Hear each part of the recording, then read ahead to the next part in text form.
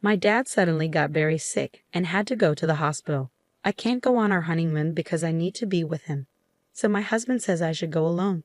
I was really excited about our honeymoon, but now it's not happening. My husband thinks I should still go by myself. But who goes on a honeymoon alone? Then something unexpected happened. My father-in-law, who was supposed to be in the hospital, appeared in front of me. "Why are you here, father-in-law?" "My name is Sarah. I've been with Mark for 5 years, and he finally asked me to marry him this summer." Looking back, those 5 years felt like a long time.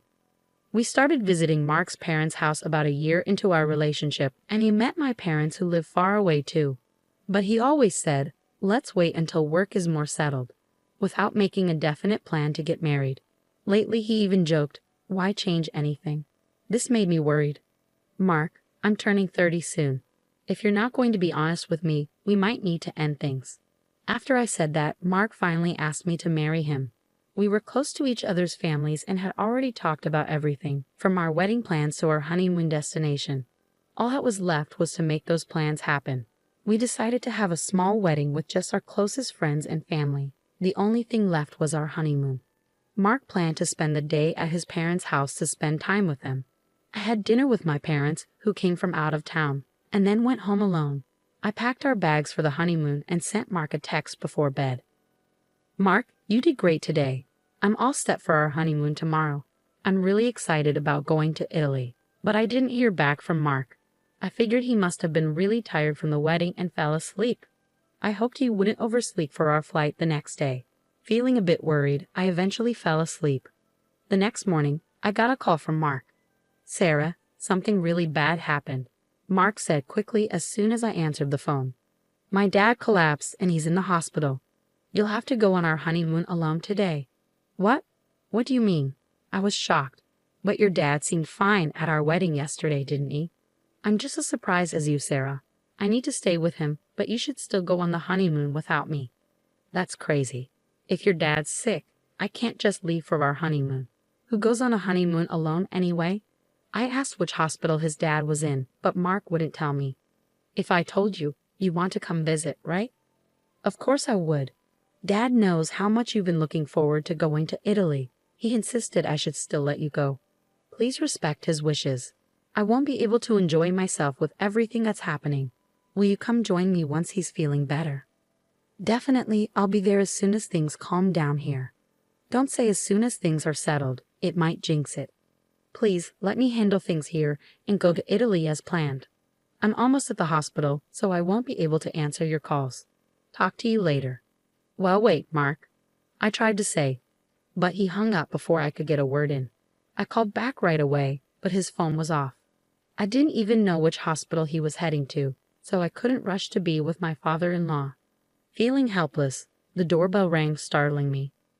When I opened the door, I was shocked. "Father-in-law?" There he was, standing at the door, supposed to be in a hospital after collapsing. "Are you okay? Your legs? They're working," I stammered, feeling like I was seeing a ghost. "What do you mean?" My father-in-law looked confused as I checked if he was really there. "Are you feeling all right?" "Oh, I had a bit too much to drink at the wedding yesterday, but I'm fine now. Sober as a judge this morning, and I drove here just fine after dropping Mark off." "After dropping Mark off?" "Yeah, you're going on your honeymoon, right? I dropped him off at the station, but then I realized I should have come to pick you up too. Let me take you to LaGuardia." I was really confused. My father-in-law, who was supposed to be in the hospital, dropped Mark off at the station. None of this made any sense. Then it hit me. My father-in-law mentioned LaGuardia, but we're supposed to fly from JFK to Italy, not LaGuardia Airport. "You said you'd take me to LaGuardia, but our honeymoon is in Italy." "Oh yes, that's what I thought too." I was surprised when Mark told me this morning that we changed our plans last minute and decided to go to Alaska instead. Alaska. The more I heard, the more confused I became. Mark said we're going to Alaska. Yeah, he did. He left a note in the car. My father-in-law showed me a post-it that Mark had left in the car. It had the name of an inn in Alaska and a flight from LaGuardia to Ted Stevens Anchorage International Airport written on it.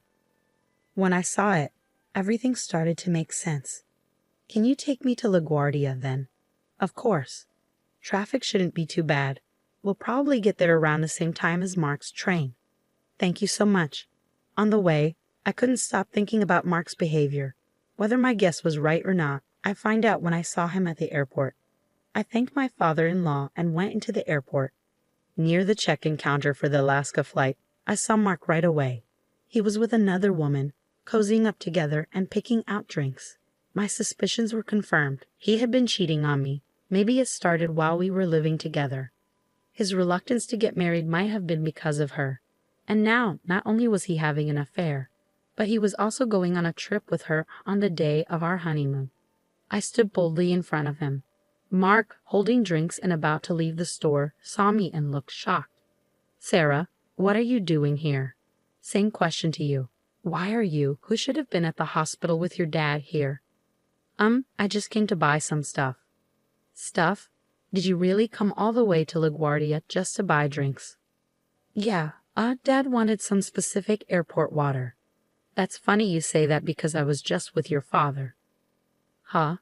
Your dad came to pick me up in his car. He seemed perfectly fine, which was a big surprise.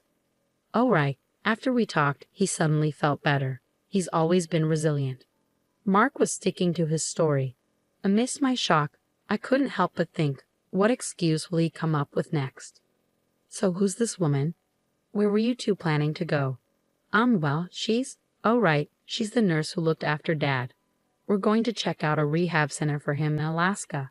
Your excuses are painful to hear. I was speechless and sighed in disbelief. Enough. Your lies are giving me a headache. It's not a lie, she's really my dad's. Mark's words were interrupted by a voice from behind. My what? I turned around and saw my father-in-law standing there. I thought you went home, I said. I had a feeling something wasn't right, Sarah, so I parked the car and followed you. Looks like I was right. Seeing his dad there, Mark knew his lies weren't going to work. He looked nervous. My father-in-law asked sternly, Who is this woman? Well. Before Mark could say anything, the woman spoke up. I'm Amy, Mark's girlfriend. Mark quickly covered her mouth. What are you saying? You need to be honest, Mark. You don't love your wife. Just divorce her already, she said boldly. What? No, just be quiet, Mark exclaimed. Why should I listen to you? You promised to leave your wife for me. That's why you chose me over her today, right? Amy accused. That's because you threatened me. You said, if you don't come to Alaska with me today, I'll tell everyone about us. Mark defended himself. I see, so you were having an affair with her? I said coldly. Amy glared at me and snapped back. It's not an affair. Mark and I are serious about each other. He never wanted to marry you. At that point, I didn't even want to argue anymore. Fine, do whatever you want. Leaving Mark and Amy behind, my father-in-law and I left the airport. It was 5 days later when Mark came back home. The doorbell rang, and I talked to him through the intercom. Sarah, can you open the door? I can't unlock it. Oh, I changed the locks. You changed them? Why would you do that without telling me? I don't want someone I don't know having a spare key to our home. Someone I don't know? Are you talking about me? Who else would I be talking about?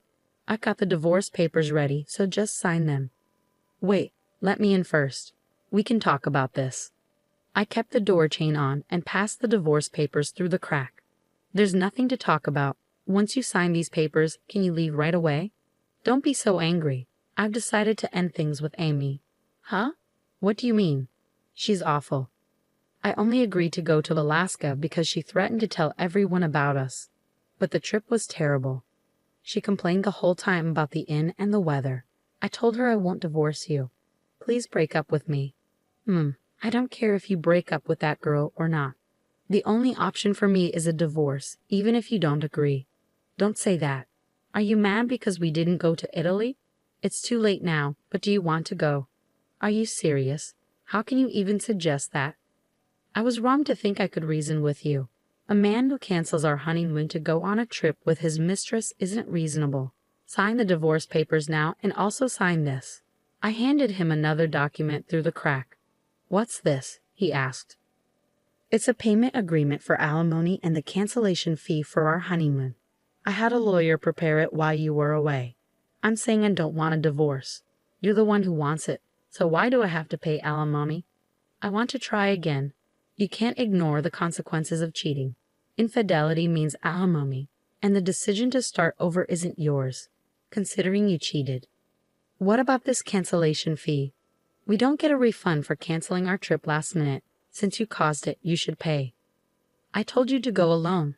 Not going was your choice. How could I go alone on our honeymoon? And you lied about your dad being sick to cover up your affair. I couldn't go in that situation. I wanted to go to Italy with you, but Amy threatened me. You wouldn't want me to lose my job, would you? Amy threatened to expose you at work. Yeah, exactly. If she says she'll do something, she'll do it. It's all Amy's fault. Amy did give off a vibe of unpredictability. I mean, she even boldly declared herself as Mark's girlfriend directly to his wife. She must be quite bold. But strangely, I felt relieved. With someone like Amy in the picture, Mark's actions would eventually catch up with him, even without my interference. All I needed now was to get him to sign those divorce papers. Pretending to be concerned, I asked, "Hey, are you sure it's safe for you to be here?" "What do you mean? You ended things with Amy, right? Isn't she angry?" "Of course she's angry, but I'm done with her." "Well, maybe you're fine, but what about Amy? Knowing her, she might show up at your office and cause trouble." "True, that would be a disaster. I need to go to the office and handle this. Sarah, could you pass me my company key card? This one." I pulled out Mark's company key card and showed it to him. "Yeah, that's it." I quickly moved away from the door as Mark reached for the card through the gap. "I'll give you the key card if you sign the divorce papers and the payment agreement first."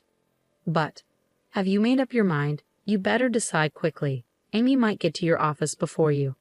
"All right." Mark reluctantly signed the documents and passed them through the door gap. "There, is that enough? Now give me the key card." I handed him the key card, and Mark hurried off to the office. I went to the courthouse to submit the divorce papers and gave the signed payment agreement to my lawyer. It was a relief to have the financial matters settled. The next day, Mark called me in a panic. "Hello?" "Sarah, what do you want? We're legally strangers now. There's nothing to talk about." "Wait, please don't hang up." Mark pleaded desperately. Curious about what happened, I decided to hear him out. "So what is it?" "I was called into a meeting by the board when I got to the office today. Everyone knows about my affair, even though I tried to get ahead of Amy. Isn't that strange?" "Oh, I told them." "You told the board?" "Yeah, I felt bad because they came to our wedding. But we divorced so quickly. Since you were busy with Amy, I thought I should explain why we split up." "Just the board? You told everyone at my office?" "Yeah. When I told them my husband chose a vacation with someone else over our honeymoon, they were shocked." "But how can I face everyone at work now?" "You don't have to hide anymore. Isn't that a good thing? Don't play games with me. You've ruined everything." "I should be saying that to you. I wish I could get back the 5 years I wasted on someone like you." When I spoke up, he fell silent. "Why don't you just be with Amy? If she cares about you so much, wouldn't she support you even if you quit your job?" "No, being with her only brings trouble. The only one who can support me is you, Sarah." "Well, being with you only brings me trouble. If you want support, maybe you should think about how your actions affect others." "Yeah, I regret it. So can we try again?" "No chance. Maybe it's time for you to reflect, start fresh, and try dating again. Oh, and maybe find a job first." "Sarah, please don't leave me. You were the one who betrayed me first. You'll have to live with your regret." I ended the call abruptly. After that, Mark went back to his parents' house a few times to borrow money. But my father-in-law, who was falsely made out to be seriously ill and used as an excuse for Mark's affair, was furious. Eventually, he cut ties with Mark. Mark started feeling uncomfortable at work and ended up quitting. Job hunting didn't go well, and now he's barely making ends meet by working part-time at a convenience store. On the other hand, I moved into a new home with the alimony from Mark. Even though I changed the locks, it still felt strange living in a place my ex-husband knew about. Mark's parents helped me move. Maybe they saw it as a way to make up for their son's mistakes. I still keep in touch with them and have meals together occasionally. I may not get back the 5 years I spent with Mark, but I'm determined to find someone better next time.